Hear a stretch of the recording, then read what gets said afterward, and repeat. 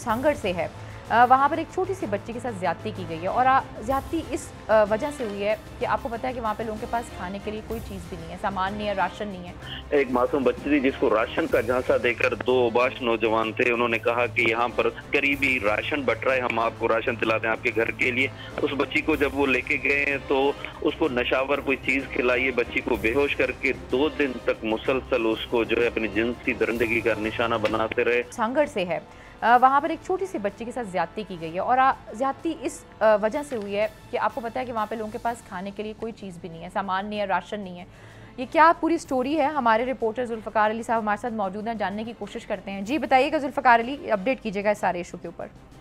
जी बिल्कुल, जैसा कि आपने कहा कि इस वक्त पाकिस्तान भर में जो है लोग मुतासर हैं। हालिया बारिशों के बाद जो इस वक्त सैलाब की सूरत हाल है, लोग बेघर हुए हैं। लोग यहाँ पर सांगड़ में तो ये हाल है कि 1 लाख से ज्यादा अफराद इस बारिश से मुतासर हैं और सड़कों किनारे पर हैं, गलियों मोहल्लों में जहाँ पर भी उनको जगहें मिली हैं वो क्योंकि उनके देहात डूब गए हैं, बहुत से मकानात मुनहदम हो गए हैं।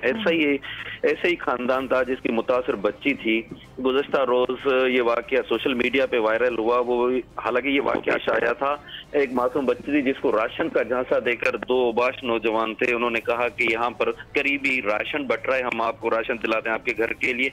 उस बच्ची को जब वो लेके गए तो उसको नशावर कोई चीज खिलाई, बच्ची को बेहोश करके 2 दिन तक मुसलसल उसको जो है अपनी जिनसी दरिंदगी का निशाना बनाते रहे। उस मासूम बच्ची को 2 दिन के बाद जब उन लोगों ने उस बच्ची को उसके घर के करीबी गली में फेंका तो उनके वर्षा जो है उसको हॉस्पिटल लेके गए तो वहां पर तस्दीक हुई कि इस बच्ची को नशावर चीजें खिलाकर इसके साथ जिनसी तशद्दुद किया गया है।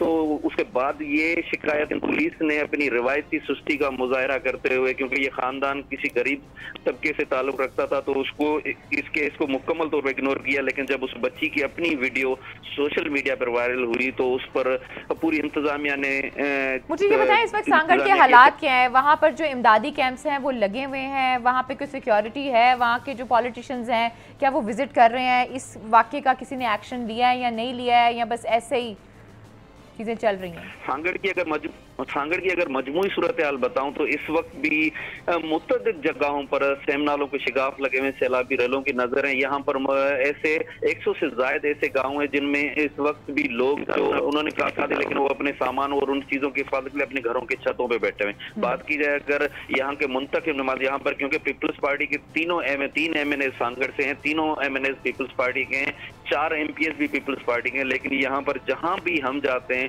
लोग यही आहो पुकार कर रहे हैं कि हमारी कोई दाद फरियाद नहीं हो रही, हमें खाने, यहाँ तक कि उनको खाने पीने की अशिया नहीं मिल जा रही, टेंट्स मिल नहीं रहे हैं इन लोगों को यहाँ पर। और लोगों की यही शिकायतें हमें मिलती हैं कि भाई हमें कुछ भी नहीं मिल रहा।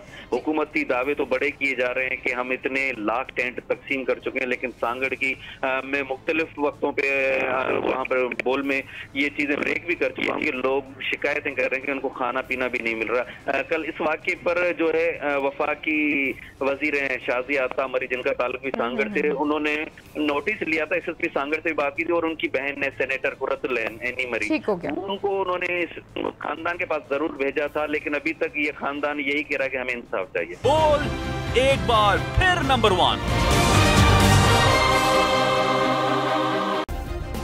सब्सक्राइब करें और बेल दबाएं ताकि कोई खबर रह न जाए।